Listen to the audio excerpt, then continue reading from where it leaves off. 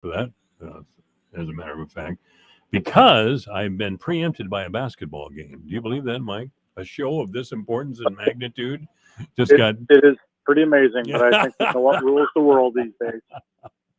As I mentioned, Mike Owen, David Osterberg, Colin Gordon, a number of others who have been on this program over the years. They were with iowafiscal.org in the Iowa Policy Project. Those organizations have folded into one, that is Common Good Iowa. And I would encourage you to go to commongoodiowa.org. Osterberg and I got it screwed up last week somehow. But yeah, commongoodiowa.org for some great state information. Mike Owen has a blog here that he posted on the 17th, and it starts out like this, if I can be so bold as to read your work. Mike tells us we have an opportunity in Iowa to do better for every Iowan. If we keep following the current mantra from Des Moines that we need tax cuts no matter their cost to public services, opportunity will inevitably suffer in our state. Now, that's a very fine line to walk, Mike. I know that. And you and I and David and a number of others have talked about the Republican Party and the one thing in the world they care about. I mean, the Republican Party believes they were put on this earth to cut taxes. That's it. I mean, they'll get in there and fight social issues battles with us. But what they really want to do is cut taxes on their base. Now, their base is small business, big business, business in general. And throw in a couple of conservatives, but, traditional conservatives on social issues. But really, that's it. In the state of Iowa, the national party is a little bit different. They got to worry about defense and those sorts of things. So how do you convince the Republican Party of the good of public funding, especially when the public employee unions are, well, they're a pillar of the Democratic Party in the state of Iowa? Well, I think we need to always go back to what budgets are for and what taxes are for, and it's to provide essential services that either cannot be or are not in practice provided well by the private sector. So that's why we have taxes, that's why we have public services, that's why we have public policies to guide these things. And that's why we have things like budget hearings where we can make our thoughts known on these topics. So I don't look at it necessarily just in the Republican Party or even the Democratic Party for that matter. I don't see this as a partisan issue. I see this because I think some of the things that you described, and things that I mentioned in the lead of that blog, for example, the mantra of tax cuts, really at any cost of public services. There is a fair number of Democrats who share that as well, or certainly haven't stood up to it. And neither have traditional moderate Republicans. So it really is something that transcends party lines. I think what you've got is an industry of political talking point people out there that have done a good job of demonizing taxes, demonizing public services, and using public employees, by the way, as a way to further that demonization of these things. And it's not serving us well. It's, our state right now, we have a little bit of population growth in Iowa, but it's failing. We're sagging, and sooner, you see that reflected in the number of members of Congress we have.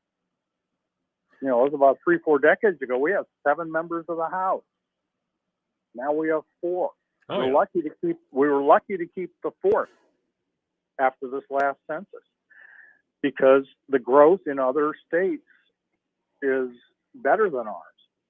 And part of the reason is we're just not offering opportunity to people here, either in jobs or in education. We're not providing an inclusive environment from many perspectives, some of which you talk about on your program, and some of which we discuss in our work as well. But I think that we have to recognize that public services are an important piece of the puzzle in making sure that we have good stability in our state and growth in our state. And that helps the economy, that helps businesses. Sensible businesses understand that. But they have lobbyists in Des Moines who are arguing against their own interests, and they're not standing up to it. So if they're not standing up to it, why should politicians in the legislature? There's too many of those that see this as just a good gig. I don't know why. It's not that well-paying one, but they're rewarded back. They're not home. doing the job. They're not doing the job of finding a vision for this state to make it grow. They're just pandering to this idea that you can cut taxes and all will be well. The fact is, and it's been demonstrated time and time again, you cannot cut your way to prosperity. It doesn't work. You've got to invest in the things that make you stronger. And that doesn't come with tax cuts. Well, you can say it's not political, and when you were saying that to us, Partisan, not partisan. It's political. So yeah, well, I was thinking while you were saying that, nice try, Owen. Nice try. It is. It's the most political issue of every legislative session. The big fight is always over public spending, especially the teachers' unions' annual requests for a pay increase. And the Republicans look at public employees and just see activist Democrats. That's all they see. So it's not, I know what you're saying. And again, I've pointed out what the purpose of the Republican Party is. That's to cut taxes no matter what. But I will have to say that the purpose of the Democratic Party, especially in Iowa, has been to provide good paying jobs to public employees. As a matter of fact, a lot of these public employee jobs pay way better in the private sector. I'm told that our average secretary over in the county courthouse here will get a good pension, will get good health benefits, and pay far greater than any of the private sector secretaries are making. Now, okay, well, that's an anecdotal example, Mike. And it's not. We've talked about these before. I don't know. Let me finish. Let me finish. I have done my research. I've had county board of supervisor members in here who told me the same thing. I have asked, and I have plenty of business contacts in Webster County, not just Fort Dodge. And I've asked them what they pay their administrative people. It's not anything near what the public employees get, whether it be at the city or at the county level. And certainly the state workers do a lot better. So I don't know where you're getting your statistics exactly. I think you told me once before. I'm going to give you an opportunity to tell us. But street cleaners, road graders, all those sorts of jobs, I mean, they're good jobs. Okay, so yeah, they should be good jobs. They're tough jobs. They require a certain amount of skills. And you want to decide administrative people, I don't know specifically that category, but when you do comprehensive research and you look across the board, positions requiring fundamentally similar levels of skill or education to be in those jobs, the public sector jobs pay less on average than the private sector. That is just indisputable throughout the country. And the benefit that you get in the public sector is that typically your benefits will be better and you do have a pension plan. Yeah, so that's kind of a biggie. That's a good thing.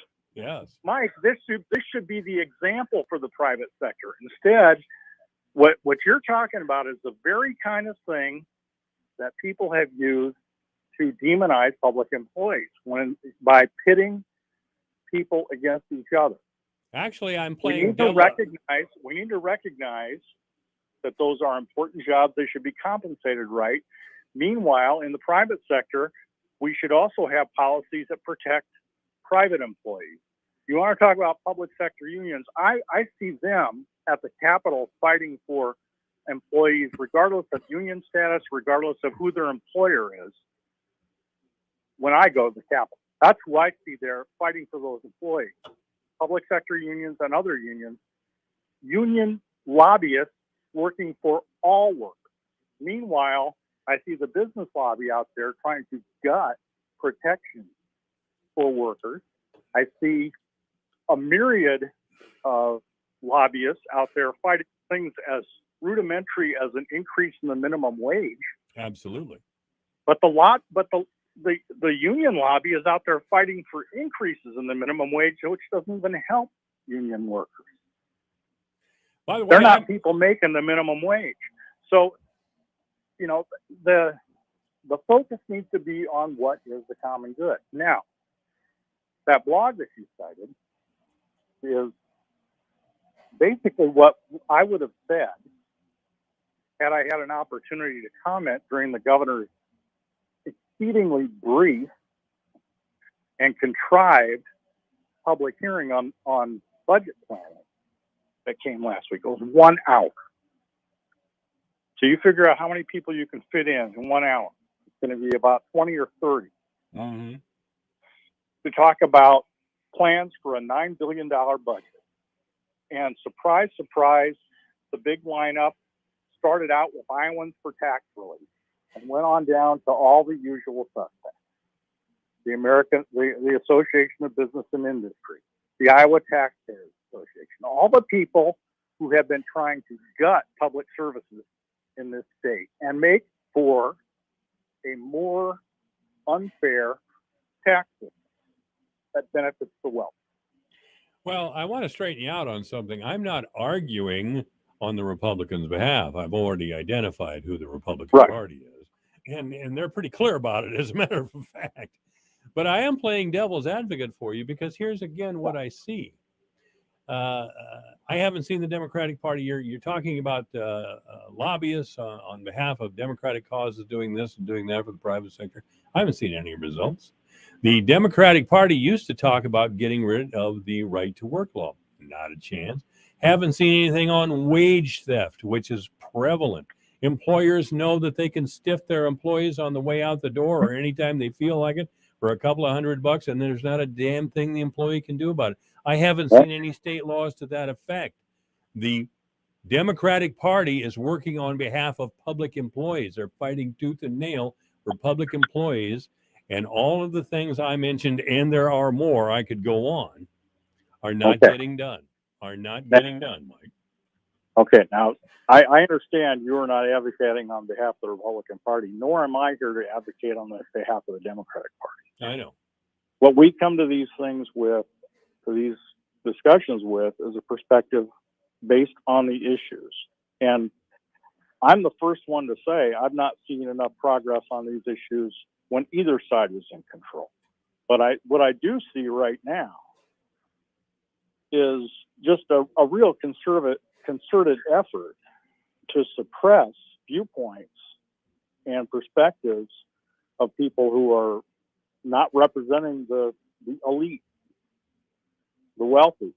That's fine. But I'm going to point out again, when Tom Vilsack, the great last really good Democratic governor we had, because don't give me Chet, don't give me Culver, don't give me him. But Vilsack, in here, and I'll make it local. We had a couple of plants in large businesses come to our area. One of them did come. The other one was a beef plant that was supposed to come here. Now, no sooner was there a proposal for a beef plant than it came out immediately that this beef plant was going to be staffed primarily by south of the border workers who had questionable documentation status.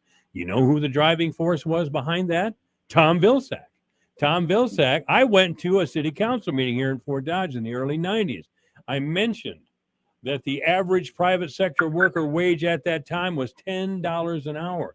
So how could we be bringing a bunch of illegal workers to our town and county and drive down the wage standard even further? I got told off in no uncertain terms by a public employee Democratic city councilman that I was a racist. That was the answer to everything, and it still is. Yeah, I've got a bone to pick with the Democratic Party on the treatment of workers in this state. And there's no doubt, Vilsack at the time unbeknownst to us, wanted to make Fort Dodge a magnet city for his he wanted to make us a petri dish for his great diversity program. He had a professor at the University of Northern Iowa working on media relations for it. That's what we get from the Democratic Party. That's what we get from the administration. So who do we turn to then, Mike? I know you don't want to talk politics. I know you want to talk need. And I'm going to agree with you. I'm going to agree with you. I'm a Bernie guy. I want to see a guaranteed standard of living. You know who doesn't want to see that? Both political parties. So where do we go, Michael? And I think, you know, I think you raise a good question really from the outset. How do we change things fundamentally? What you're asking, and I don't think I necessarily have all the answers for that, but I do think it does start with good information and people advocating for better public policies based on good information. And I think that, you know, we demonstrated. I think our organization is one of many that does that kind of thing. So let's just look at one example of things that are being discussed these days. One of them is repealing the state income tax. One of the absolutely most ridiculous ideas ever to come forth in the state. I never thought we would literally be stupid enough to talk about it, but we have to, because it's being discussed by the people who run the show and who are doing it with an iron fist and doing it incredibly recklessly when you just look at basic numbers. For one thing, the revenue estimating conference numbers that came out in the last few weeks predict for next budget year 1.7% revenue growth. Now you tell me how 1.7% revenue growth you're going to do all of the things that you're doing right now. So automatically you've got to have a cut in services. But they want to start cutting the state income tax, which is over half of the general fund budget. About 70%, isn't it? It's about 51% of the general fund budget. But you know, the math just doesn't work. And there's no, you know, I listened to that hearing and I couldn't get onto it. But there was not one person who challenged the notion. And in fact, all they did was heap praise on the governor. Like this, it was a public hearing in name only, I suppose is what you call it. It was just a joke. You know, when back in the dark ages, when I was a reporter at the Capitol and Governor Ray was in office, and I believe Governor Branstad continued this, at least for some of the time he was there. Every state agency had a public hearing before the governor, in the governor's office. You could go into the governor's office and listen to each agency make its pitch.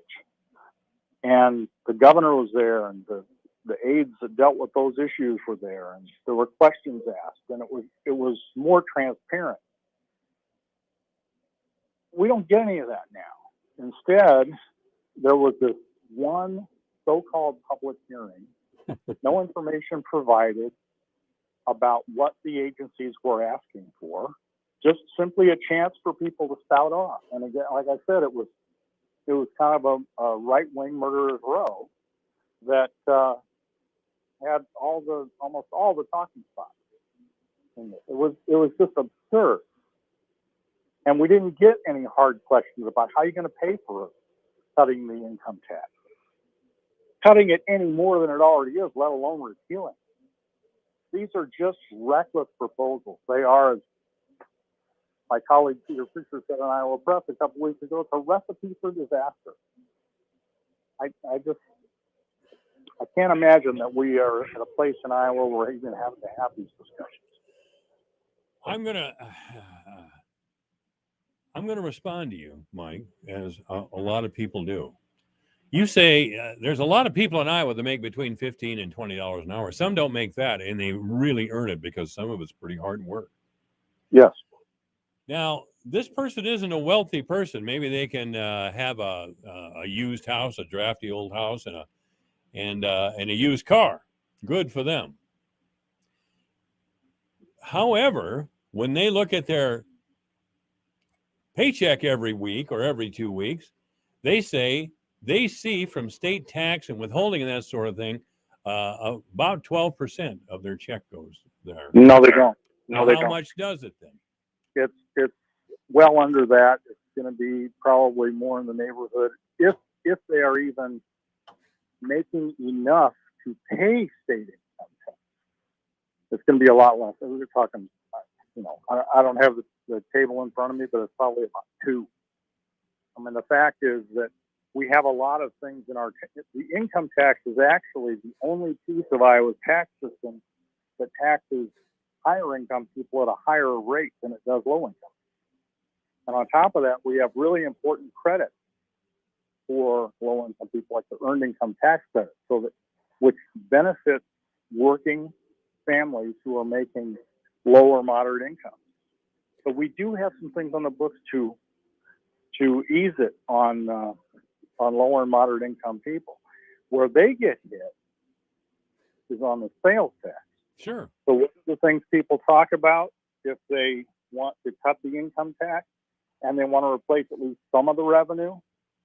They talk about raising the sales tax. Well, that's what hurts low income people. It's not the income tax. Well, you didn't quite walk into the trap that I had set for you there, Mike. But I gave you a laundry list of failures of the Democratic Party, or those who say that they would advocate for workers, and the idea that a person in this wage group should pay taxes at all is kind of an outrage. I would exempt them from everything but sales tax, frankly. But you say that you can say that to any sort of state representative you want to. Doesn't make any difference what their political background is, and they will scoff at that idea. How is a person supposed to move through life and improve themselves, even working 2 jobs, being as frugal as they can, with this sort of situation? I don't get workers.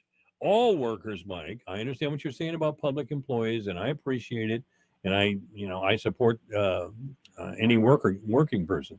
But Iowa, as Jack Kibbe told me many times over the years, is an anti-worker state. He didn't say it's Republicans. He said he didn't say it was Democrats. He said it was an anti-worker state, anti-union state particularly. And nothing about, I think he told me that 50 years ago the first time, and nothing has changed in 50 years. I'm not going to disagree with it. I'm not going to disagree with him. I think we need to fix those things. Again, those are not the issues that the governor is hearing about. Well, she heard about them. She wouldn't care. Well, yeah, I mean, that's one of the sad things about having a public hearing like that, is at least there's an opportunity in a public forum for alternative views to be voiced. But she heard from all the people who get invited to the Christmas party. Yeah. Oh yeah. They already have her here. They didn't need the public hearing on top of it. So I just think that I think you're raising great issues about things that would help workers and working families, and those are the kinds of things we want to work on, and those are the kinds of things that we think should be part of the budget planning. Now, we know who runs the show, and that's not something that they're interested in right now. And as you rightly said, they've not always been well addressed by Democrats either. I'm not here to talk about R's and D's and which one's better for this or that. It's more, how do we get the focus on what the important issues in Iowa are to get the kind of growth everybody says they want, and to have, they can all talk the game about clean air and water, but why was there no discussion about it in the budget public hearing on how we're going to get there? Well, we could do something like start a third party and fight the 2-party system, have a farmer labor party. How do you think that would go over? Go to the public employees unions with that idea. See how that works. And by the way, you know who and I'm not just going to ding the public workers, but when Obama was trying to pass Obamacare, there was a big deal within the working class, because there were several well, of course, public employees were in this category, but several professional unions uh, uh, objected strenuously. Those who had been Democrats most of their lives strenuously objected to Obamacare because they didn't want to lose their Cadillac benefits, the golden private insurance plan. If it came down between losing their benefits under that insurance plan or seeing somebody else go completely without health care, you know what was going to happen. Yeah. Well, so we can sit here, you and I, you ask a lot of great questions too, but we got to have answers. We got to have a plan. If we cannot, and here you may disagree with me, but I'm going to say this anyway. We can't go to the political class. They don't care. They've proven they don't care year after year after year after year. I'm an old man now, and they still don't care. And nothing. Oh, we got to elect Tom Vilsack. We elected Tom Vilsack. Okay. Well, we got to elect this one, that one, or somebody else. Doesn't happen. From the old reporter side of me, and political science side of me from college, some of my observations on that would be, for Vilsack, he didn't, he never had a legislature that he could pass things through. With Governor Culver, they had a trifecta, and he was kind of afraid to use it. And so, yeah, he sunk himself, didn't he? Well, they had the big issue I think that sunk Culver was actually with the public sector unions. Yeah, it was because he did not support what they wanted to do on collective bargaining reform, and after it had passed both houses of the legislature, so some legislators took some pretty tough votes, and then the governor vetoed the bill. Well, that took out. I probably had a lot of people sitting on their hands at the next election, even though Governor Culver was at least, and that legislature was the last one to increase the minimum wage. They increased the earned income tax credit, but we're talking a lot of years now. So that was back in 2007 when that happened. Yeah. So January 1st, we will have gone, 21, we will have gone 13 years since the last minimum wage increase. Sure. 13 years. Well, libertarians don't believe that. And free marketers, they don't believe in minimum wage. I know.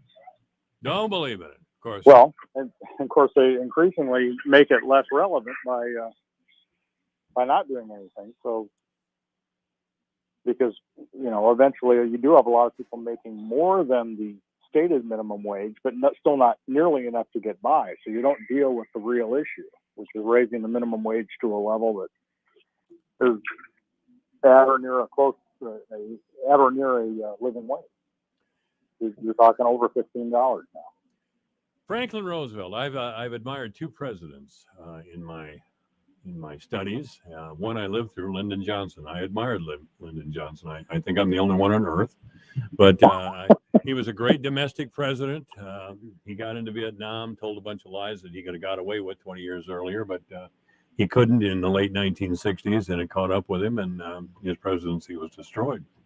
I'm sorry, because, again, he was responsible for Medicare, voting rights bills, some of the things that changed our lives forever came about as a result of Lyndon Johnson. And I remember Franklin Roosevelt from history.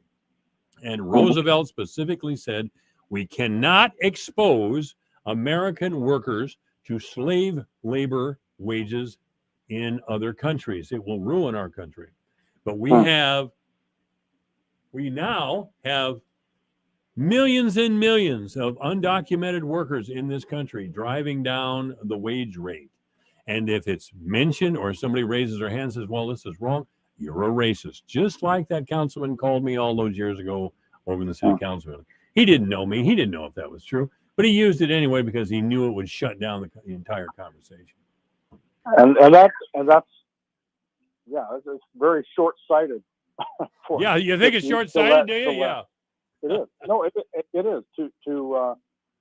to let conversations be shut down that way. I mean, just look at what's happening in Washington. There's people who generally you'd think could agree on some things, but then they're at each other's throats. Whether it's and that's just among the Senate Democrats.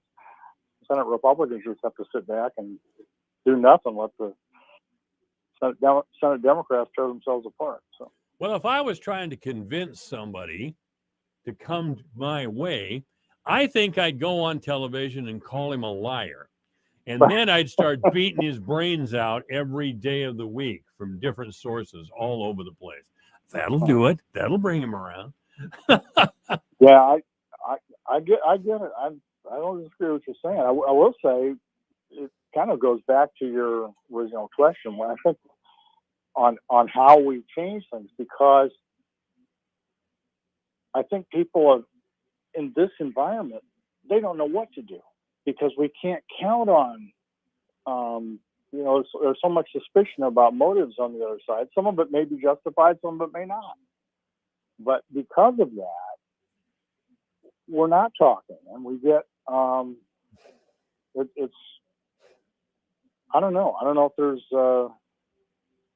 hopefully our organization can be among those who make it more palatable for people to actually look at issues. And that's what we'd like to do, but we're also under no illusions. I mean, if you look at that blog that I posted, and I put up on that blog, there's a graph that shows where we rank on state and local business taxes.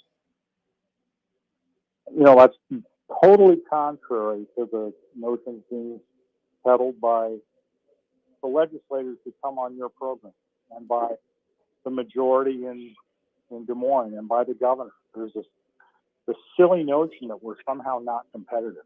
We are so incredibly competitive. It's absurd to make the suggestion if anybody actually looks at numbers.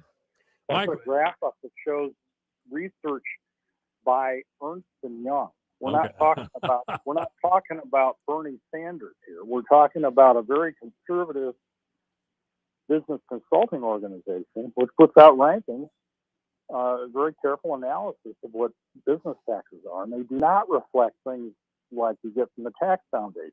Mike, we're going to have to go. We went a little longer today, which is fine, but we're going to have to go. Mike Owen of the Common Good Iowa. Thank you, sir. Thank you very much. Mike.